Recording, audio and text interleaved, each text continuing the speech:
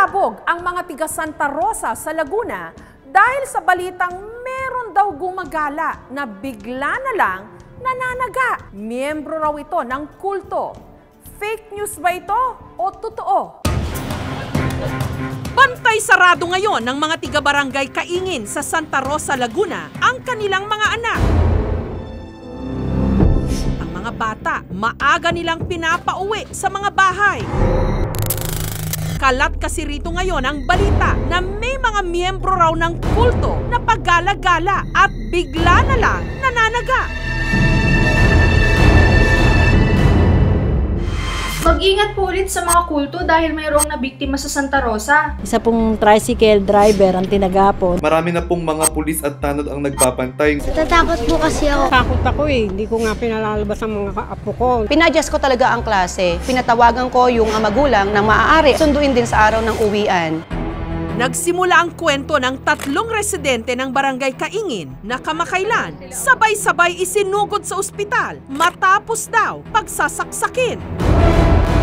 Pare-pareho naman silang nakaligtas at nagbigay ng kanilang salaysay sa nangyari. Pero minarapat naming baguhin ang kanilang mga pangalan, pati na ang ilang saksi para sila'y protektahan.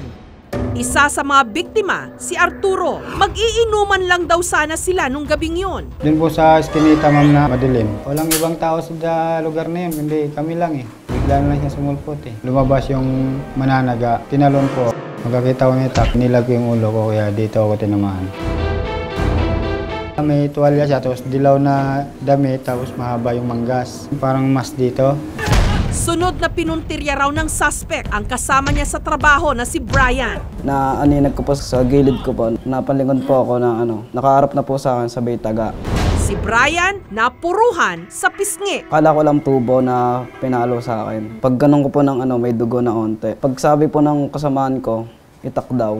Pagtanggal ko po, tumagas na po. Nabol po ng mga kasamahan namin. Hindi na siya nabutan, pumasok sa Eskinita. Napadaan naman ng mga oras na yon ang barangay tanod na si June. Akala namin yung taong nanaga nito, magkakakilala sila. Ilang segundo lang, kung may sumusunod sa likuran ko. Parang inangat yan, kaya napapihit ako. Takabid ko yung kamay niya, yung palitak na palin tumama sa likod ko. Sabi ko, walang hiya ka. Ngayon, sabi ko sa kasama ko, pakitin mo mga likod ko, parang may tama ako. Oo, may tama. O yung mukha niya, kasi may taklob yan eh, hanggang dito eh. Kaya kita mo yung mukha niya. Pero hindi mo siya maanong siksik ang katawan niya. Na ang buhok niya gamit yung migsi. Ayon sa 3 biktima, wala naman daw silang maalalang nakasamaan nila ng loob. Ngayon lang sa amin nangyari yan. Sa imig lugar namin na to. Isa sa mga naunang gumamit ng panakot laban sa kulto ay yung syempre yung mga pare o mga prelate. Ayaw nila na mawalan sila ng tagasunod. So sasabihin na ay ginagawa ito ng kulto, hala, gawaing demonyo yan. Ang Santa Rosa City Police may nakuhang CCTV clip na kuha nung Biyernes ng gabi sa isang tindahan kung saan makikita ang isang lalaki na may dalang itak. May nabili po sa akin na 2 binata, tsaka si Kuyang nagpe-pedicab. Maya-maya may dumating po na nakasando, may dalang sako, tapos nakasombrelo. Tapos hinawi niya po yung 2 binata. Kala ko nga po nung una, kakilala niya kasi ganun po yung ginawa niya. Tapos po, nagsisigaw po siya. Maya-maya po, naglabas po siya ng itak po ata yun. Tapos nilapag niya po sa harapan ko. Napa-atras po ako noon, syempre, kinabahan ako, kala ko po kasi hold upin po ako noon. Tapos bigla na lang siyang umalis. Kasi po yung tao na po yun, hindi po siya pamilyar na taga rito. Natakot po talaga ako sa sarili ko, lalo na po kasi estudyante po ako. Gabi na po ako nauwi galing sa school. May negosyo po kami na apektuhan po yung mga tao na hindi na po sila nalabas kasi ayaw na nilang bumili dahil natatakot po sila.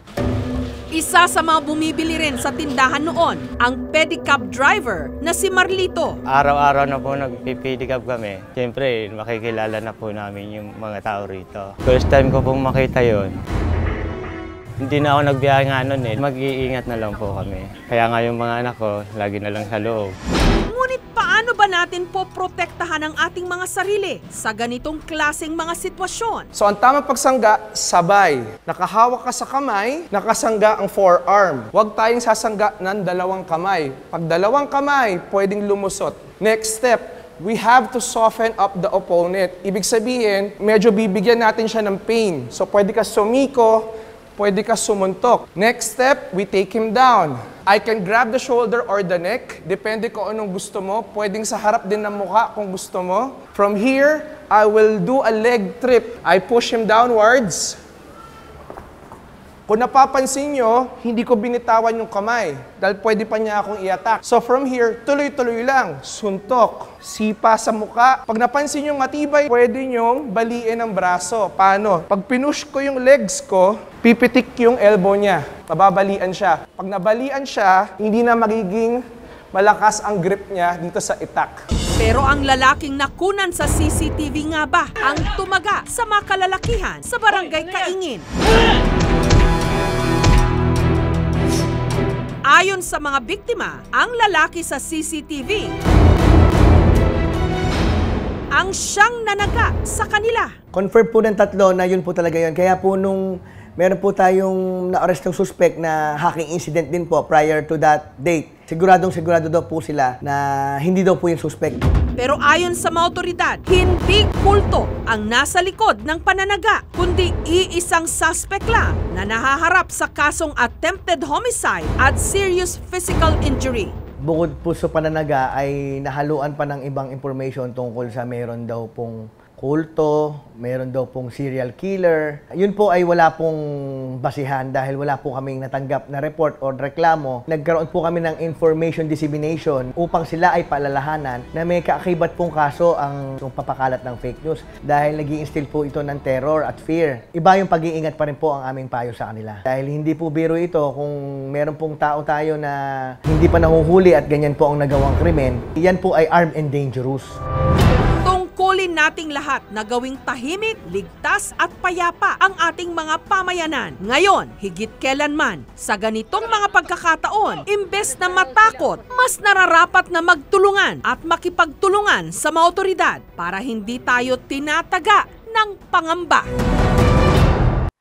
Thank you for watching, mga kapuso. Kung nagustuhan niyo po ang videong ito, subscribe na sa GMA Public Affairs YouTube channel.